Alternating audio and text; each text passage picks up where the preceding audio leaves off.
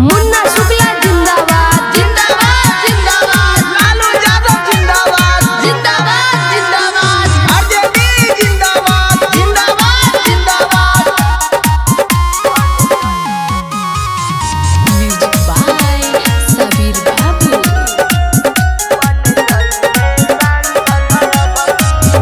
वैशाली से मिलल मुन्ना भैया के टिकटवा हो, आरजेडी से मिलल बाटे भैया के टिकटवा हो। बन जई है सांसद बकी पक्का बाटे जितवा हो, बन जई है सांसद बकी।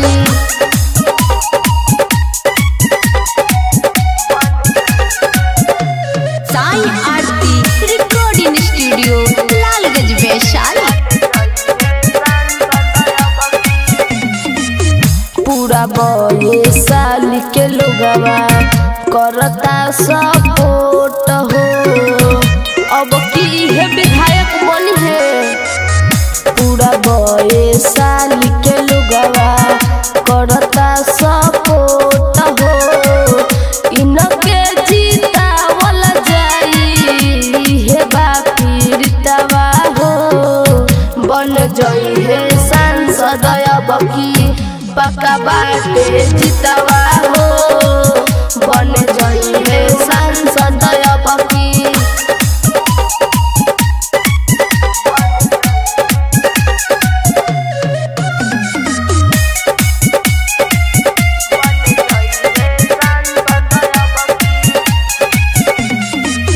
राजा युवराज कहे जीत जई है पाका, रे भैया पाका जीतिए।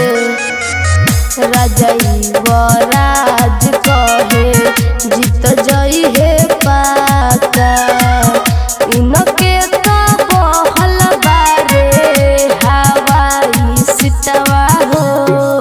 बन जई है सांसद बकी पक्का बाटे जितवा हो, बन जई है सांसद